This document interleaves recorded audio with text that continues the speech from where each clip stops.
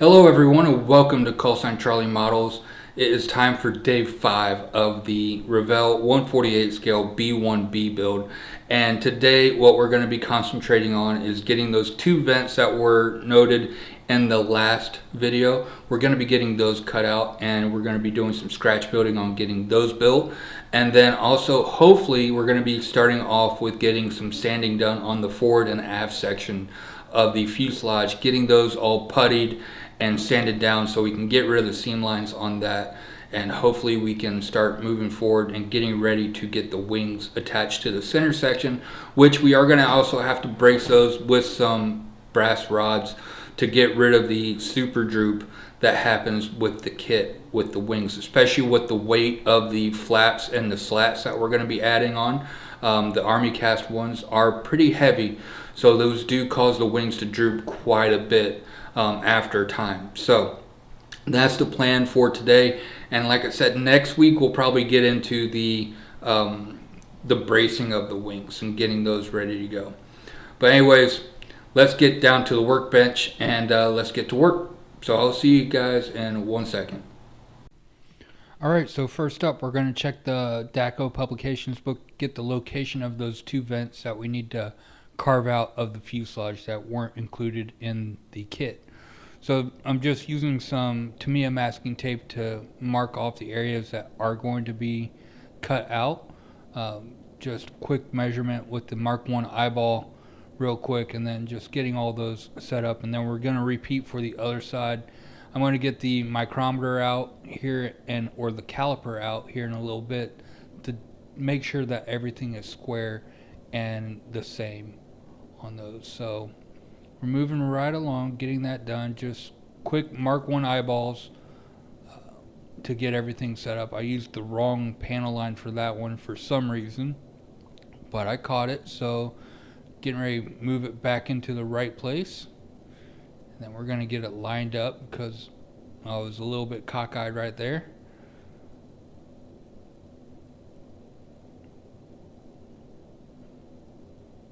Now we got the calipers out, so we're going to make sure that they're the same width apart. Use a sharp edge to kind of put a little bit of a line into the plastic right there as a marker. And now we have everything equal for width. Now we're going to go in, we're going to place another piece of tape for one line right here. And then we're going to use that with the calipers from that panel line that is engraved in the kit as a marker for the other side, so we can make sure that they're the same area on both sides.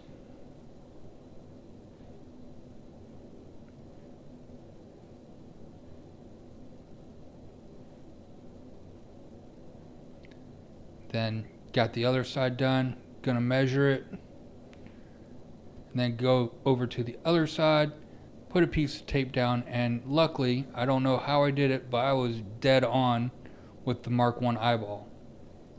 Now we're just marking out the line, marking out the area that needs to be cut out. Then we're going to come in with the drill a few holes in there, make cutting it out a lot easier and quicker that way. Did it with the hand drill first, and then I decided I'm going to break out the Tamiya power drill and just bust through that really quick. Made life a lot easier and a lot quicker.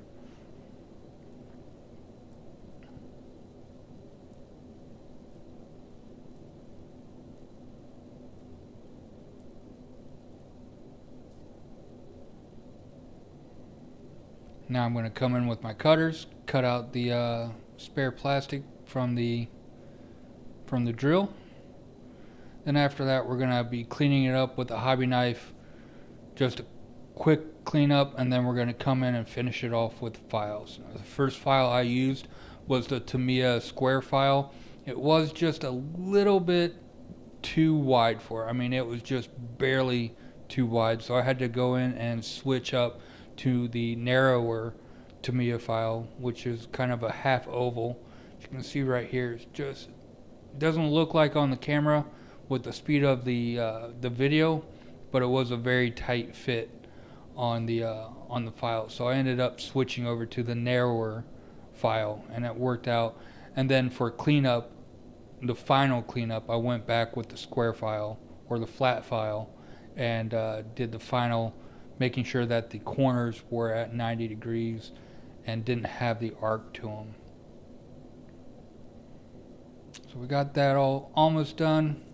Finishing up on the other side with the cleanup. We're going to be removing the tape here in a little bit just to double check everything. Then we'll have to go back in with the file just to really do a final cleanup on those cutouts.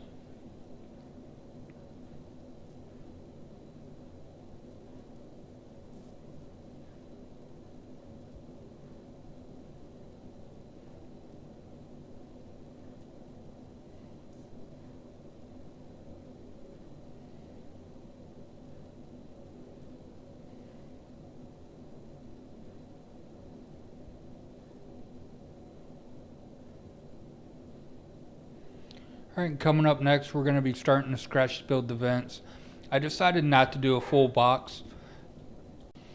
I'm just going to use the thickness of the plastic as the box and put some blanking plastic on the back end, so that way if you look down the vents, there's not going to be anything on the reverse side. You're not going to see empty plastic on the reverse side. So getting some thin styrene glued onto the back side, and then after we get that done, we're going to flip it over and we're going to start gluing in the vents. Now I'm just doing some more glue on the other side to make sure that we have a good fit or a good seal on everything, and now we're cutting out the vents, getting the thickness or the depth of it, and then I'm using the calipers to kind of scribe a baseline in for where I need to cut. Now I screwed that one up, so flipped it over to the other side and repeat, and this time I'm going to grab a straight edge to help me cut a straighter line, because the knife on the first go around slipped out of the scribe line.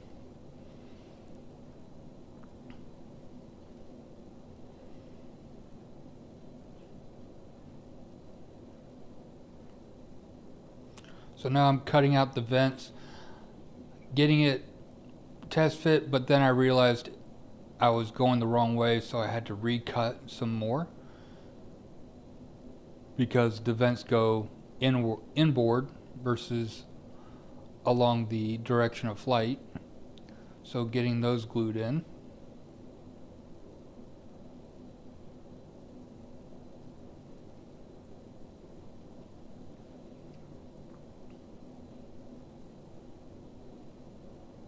Measure twice, cut once.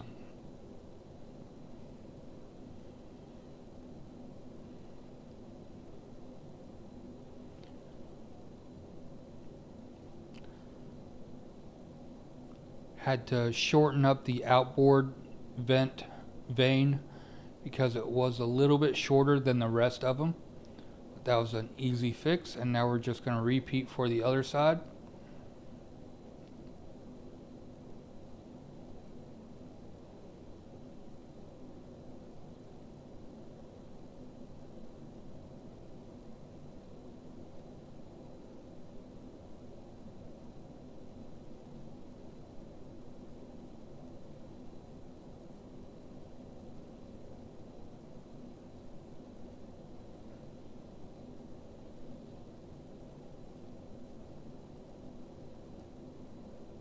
Again, I had to make the outboard vent vane a little bit shorter than the rest of them.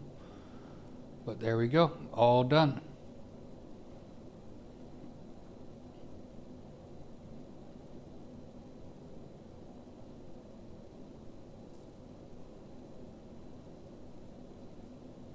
Alright, so now on to the front section. We're going to go ahead and get the front canopy glued in. Just a little bit of cleanup to do on it. It did have a little bit of flash, and also cleaning up any dust or fingerprints that have been on the other canopies over the past year and a half, 2 years of sitting on the shelf. The fit of the canopy is actually pretty good. There's only a little bit of an issue on the sides, but with a little bit of motivation, I was able to get those parts fitting in pretty nicely. Being very careful with the placement of my thumb and also with the Tamiya glue. When I do glue it in, I am starting the brush about a millimeter away from the glass work and then working it back in, so that way I don't stand the chance of accidentally touching the clear part with the glue.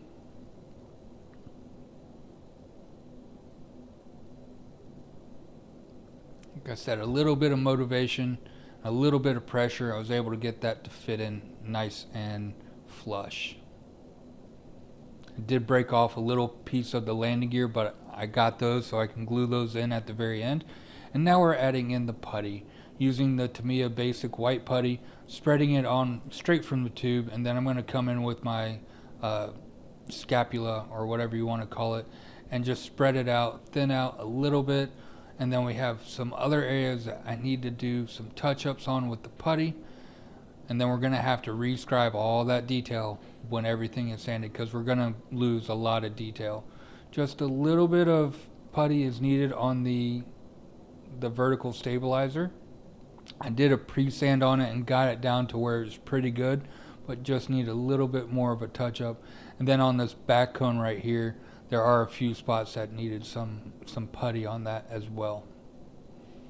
Now we're moving on to the nose section. This section does need a good amount of putty on it, just on the nose and right along the front and on the bottom, just a lot of putty. And then here in a little bit you're going to see around the Wizzo ejection hatches, I use a different type of putty for that.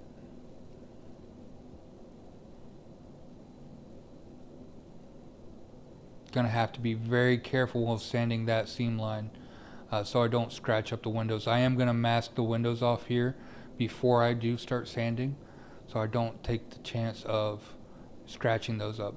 I'm using this perfect putty right here. I like it for these small seams that are easy, because all it needs is a wet Q-tip to take care of the cleanup on that. Alright, so now we're moving on to the wings. Going ahead and we are test fitting the wings. Sadly, I didn't have a brass rod that was thick enough or long enough to take care of the support of the wings, so that issue is null and void right now. But right now what I'm running into is, for some reason, the wings don't want to fit properly, and the reason why is because of those aftermarket wing glove areas. The one on the port side is just about 2 millimeters too far up. So later on you're going to see I'm going to break one of them off a little bit, and then later on I'm going to go back in and glue that. Now I'm drilling out the hole for the brass rod right now, but afterwards, after I did all this, I found out that I didn't have the brass rod. So luckily those holes won't be seen when the model is finished.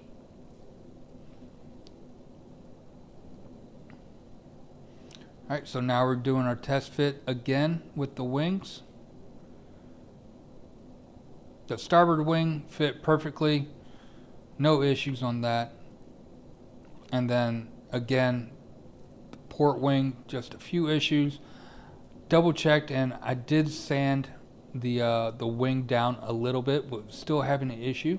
So I ended up, later on you'll see that wing glove area will break off, like right now it just popped off.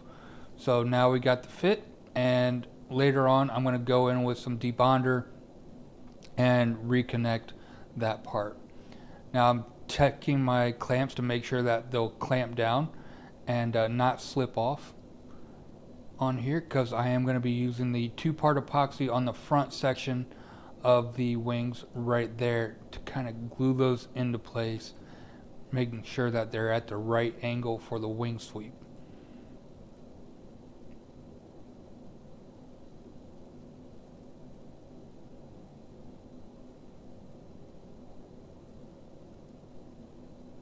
Alright, yep, Bob Smith Industries 2-part epoxy, 5-minute cure, but I let it set for a few hours before I do anything with it, just to make sure that it is fully cured. It does have a very strong breaking strength on it, so I think it's like 1,000 pounds or 2,000 pounds of breaking strength. So once it's fully cured, it's not going anywhere. get that glued in, get the clamp in. I do want to get the other clamps. I can't remember the name of them. They are just a bar and they have two long areas. So if you know what they are, please put it down in the comment on what clamps I'm talking about, because I'd love to get those clamps, because these clamps constantly slip off of the model when I'm trying to clamp something down. Alright, so that's it. I'll see you in a second. Alright, so that's it for today on the B-1B. Today, just a little bit of work done. We gotta let a lot of stuff set and dry before we start moving on. So today, got done with those two vents that were scratch built on the kit using the DACO Publications book for reference, and then also got the wings glued in starting off. So getting those glued in, I use the two-part epoxy that's really going to let those set and dry hard, and then after we get the top fuselage in, it should really help stabilize them. I don't have a brass rod. I thought I had brass rod that would be long enough and strong enough to hold them up, so I'm hoping doing this route will really substitute for the brass rods. So gonna let that set and dry. Got the putty on. Next week what we'll do is we'll go down, we'll start sanding everything down with the back seater, the Wizzo ejection seat hatches. I just use that perfect putty stuff because I can come in with a wet Q-tip, wipe those down, and I'll still have a little bit of a panel line to go off of when I have to rescribe on that. And then the rest of the fuselage bits will go down using my Infinity sanding sticks, going all the way from a 400 all the way up to probably a 1000, maybe even a 1500 grit sanding sponge to get those polished back out.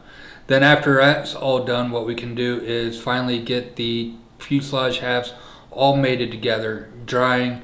That's probably going to take a little while to dry as well, and then we have to go back in and do some more putty for the joins of the three fuselage sections. So still got a lot to do, but it is coming to an end. After that, we have the res kit detail set for the engines and intakes. That might take a little bit as well, but again, we're getting there, and everything is set up and ready to go. So I want to thank everybody for watching. Even though this is a short video with very little done, next week we'll get more done on it. So thank you again for watching. I hope to see you guys next week. And if you haven't yet, don't forget to like and subscribe, comment down below, hit the bell button for notifications of when I post future videos. And until next time, I hope you guys have a great day. I'll see you later.